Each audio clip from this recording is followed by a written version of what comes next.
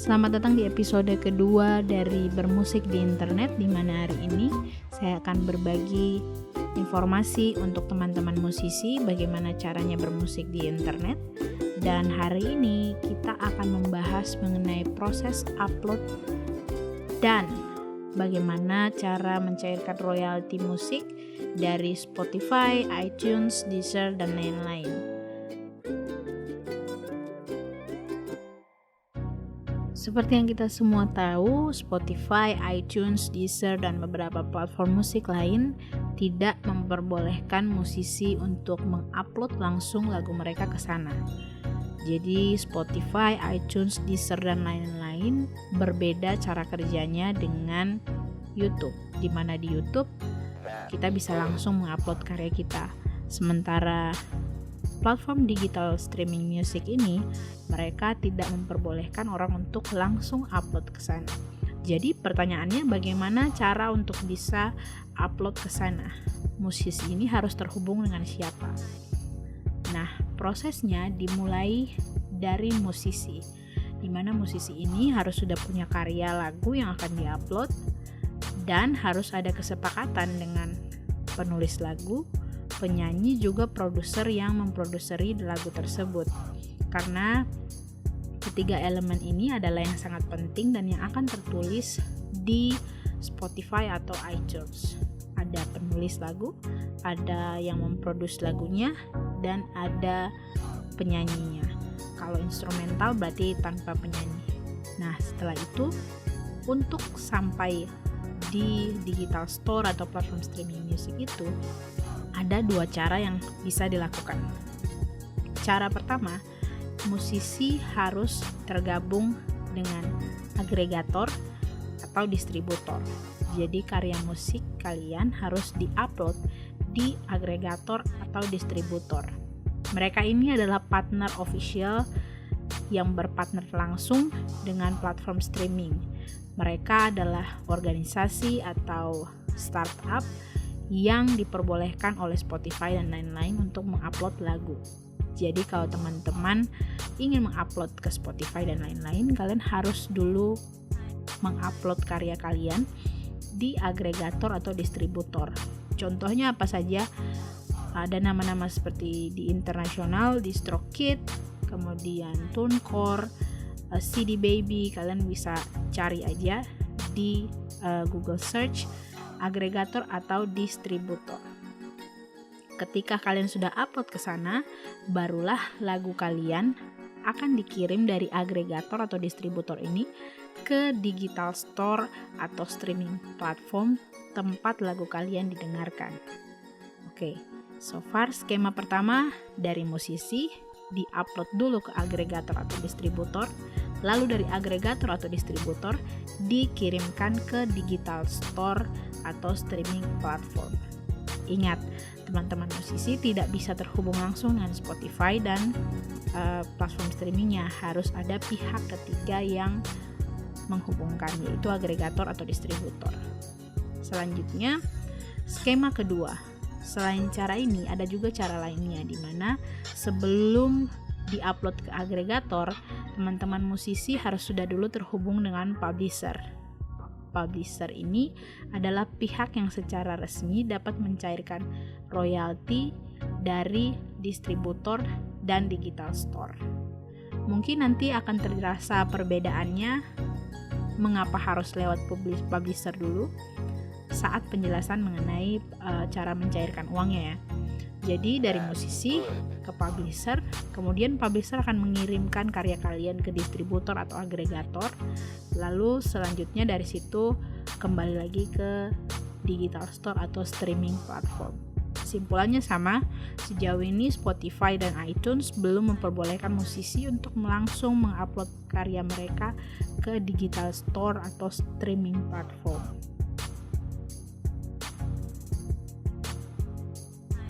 Setelah lagu kalian sudah diupload, otomatis setiap kali orang yang mendengarkannya di Spotify, iTunes, si musisi akan mendapatkan uang atau bisa dibilang semacam penghasilan. Dan itu disebut dengan royalti dari musik. Kalau di YouTube mungkin terkenal dengan istilah AdSense, uang AdSense, tapi untuk di musik lebih banyak digunakan istilah royalty music.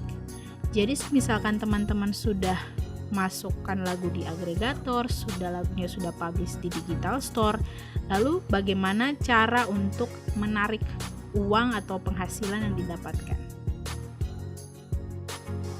Proses pencairan royalti sudah pasti dimulai dari digital store-nya. Jadi digital store atau streaming platform itu Spotify, iTunes, mereka yang memiliki data berapa banyak lagu kalian sudah didengarkan dan lain-lain.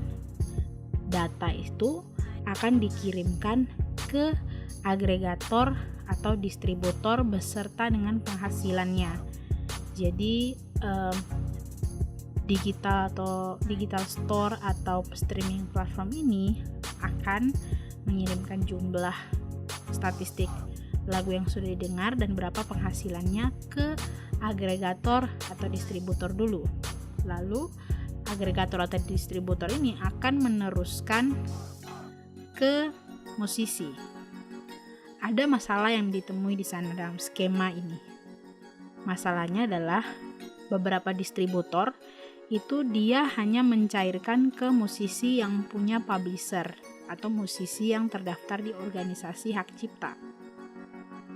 Tidak semua distributor bisa mencairkan uang hasil royaltinya langsung kepada musisi.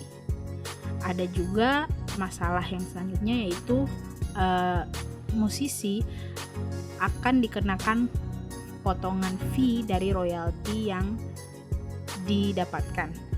Itu biasanya sudah ketahuan dari awal ketika kita masukkan musik, harusnya di sana ada perjanjian mengenai pembagian royalti.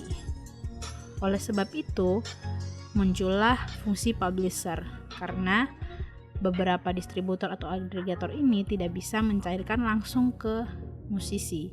Ini sebenarnya terkait dengan undang-undang atau peraturan mengenai pengelolaan hak cipta, di mana di Indonesia itu sebenarnya kurang terlalu umum, tapi sistem untuk pencairan dari segi digital ini sudah bersifat baku di dunia internasional ya teman-teman.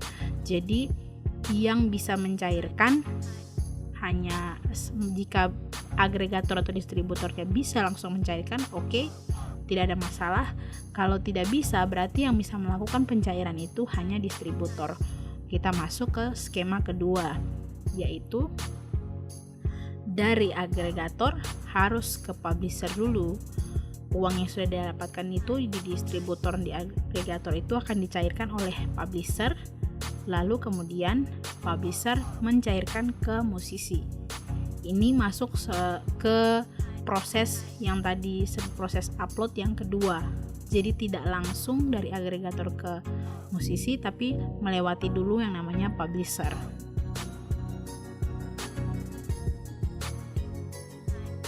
Saya harap so far teman-teman sudah bisa kurang lebih memahami alurnya seperti apa dalam industri musik digital, dalam persoalan upload dan persoalan skema atau alur untuk mencairkan royalti. Dari penjelasan ini sebenarnya harus menjadi pertimbangan oleh teman-teman musisi dalam memilih distributor atau agregator atau publisher. Jadi distributor atau agregator atau publisher ini mereka punya beberapa tipe.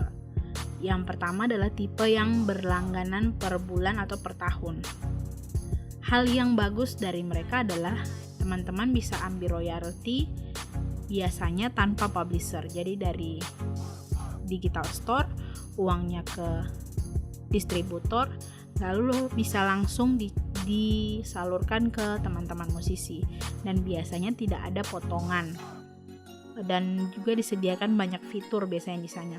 Contohnya itu adalah DistroKid ya. Tapi downside-nya atau kelemahannya adalah biayanya cukup mahal karena teman-teman harus membayar setiap bulan untuk setiap lagu atau setiap bulan membership atau setiap tahun. Nah itu kalau menurut saya teman-teman harus pastikan bahwa musik yang dimasukkan ke distributor atau agregator ini juga mampu untuk menghasilkan penghasilan yang baik atau bisa dibilang mampu viral lah, agar bisa menghasilkan uang. Karena kalau sampai tidak menghasilkan uang, berarti jatuhnya teman-teman musisi hanya akan keluar cost atau biaya tanpa ada pendapatan yang signifikan. Selanjutnya ada juga kok distributor atau agregator atau publisher yang gratis. Jadi mereka tidak pungut biaya. Tapi biasanya ada beberapa kelemahannya, yaitu biasanya pasti ada namanya pemotongan royalti. Pemotongan royalti itu tergantung dengan kesepakatan sih, beda-beda. Nah, proses uploadnya pun akan jadi lebih lama. Karena ya seperti kita tahu, kalau gratis ya berarti yang tidak gratis akan didahulukan, atau biasanya dibilangnya fitur yang pro atau orang yang submit dengan berbayar biasanya akan didahulukan. Lalu biasanya pilihan untuk lagu itu, tempat dimana lagu itu akan didengar, biasanya jadi lebih sedikit. Digital store-nya pilihannya biasanya jauh lebih sedikit dibandingkan yang berbayar ya teman-teman. Kemudian karena ini gratis, biasanya royaltinya tidak bisa diklaim. Biasanya royaltinya tidak bisa diklaim, jadi harus lewat publisher dulu. Salah satu contoh distributor atau agregator yang free ini ada namanya Amuse, amuse.com. Nah, di situ dia tidak memungut biaya ketika teman-teman mengupload, tetapi ada pemotongan royalti. Kemudian seperti yang saya bilang, proses uploadnya lebih lama. Dia hanya bisa diupload di beberapa store saja, seperti itu. Lalu ada juga sebenarnya skema di mana distributor, agregator atau publisher ini mereka membayar sekali di depan. Jadi ketika teman-teman upload misalnya satu lagu, di depan teman-teman akan diminta untuk membayar sejumlah uang yang sebenarnya biasanya biayanya relatif lebih kecil. Tapi teman-teman bisa mendapatkan fitur atau jumlah digital store streaming platformnya biasanya jumlahnya lebih banyak. Downside-nya atau kelemahannya memang adalah tetap ada potongan royalti, tapi biasanya potongan royalti ini tidak sebesar dengan yang free. Oke, jadi kita sudah punya beberapa tipe yang mungkin bisa menjadi pertimbangan teman-teman. Intinya sebenarnya menurut saya memilih agregator, distributor, dan publisher ini harus sangat hati-hati dan diperhatikan dengan baik. Karena mungkin ketika teman-teman lebih tertarik kepada yang gratis, namun sebenarnya gratis itu belum tentu baik. Bisa aja setelah teman-teman sudah upload, saat mau mencairkan uang, justru ada fee tersembunyi yang tiba-tiba ada dan tiba-tiba tidak diperhitungkan, sehingga pada akhirnya jadinya pendapatannya jadi kecil. Lalu kemudian perhatikan juga apakah gratis ini juga bisa memberikan fitur-fitur yang teman-teman butuhkan. Misalnya apakah customer service-nya reaktif, apakah saat teman-teman punya komplain cepat dibalas, cepat direspon, atau teman-teman punya masalah mengenai misalnya contoh salah nama atau mau mengganti cover art, mengganti judulnya salah ketik. Nah, itu tuh harus pastikan jikalau teman-teman masuk ke distributor atau agregator yang free ini itu bisa juga kalian dapatkan. Meski saya agak sanksi ya, biasanya gratis memang selalu punya keterbatasan yang jauh lebih banyak dibandingkan yang berbayar. Sementara yang berbayar, teman-teman bisa pilih aja mau skemanya yang bayar per bulan atau per tahun, atau bayar yang sekali di depan. Yang harus diperhatikan selanjutnya itu juga adalah kemudahan untuk proses pencairan. Menurut saya lebih baik pilihlah pencairan royalti yang benar-benar bisa langsung sampai ke musisi. Jadi semisal kalian masuk di tempat agregator atau distributor yang membutuhkan publisher, tapi uangnya bisa langsung masuk ke kalian tanpa ada potongan atau semacamnya, banyak juga fiturnya dan segala macam, lebih baik memilih lewat publisher. Intinya yang penting harus mudah dalam proses pencairan. Jangan sampai ketika lagu sudah diupload ketika lagu sudah dipilih malah dia viral, kemudian banyak pendapatan tapi tidak bisa dicairkan atau mengalami kesulitan dalam mencairkan uangnya. Jadi benar-benar harus perhatikan bagaimana kemudahan untuk proses pencairan, langsung masuk ke rekening teman-teman atau bisa via PayPal dan lain-lain, karena ini urusannya dengan sebuah sistem pembayaran internasional. Jadi pastikan juga banget kalau uangnya bisa betul-betul sampai ke teman-teman.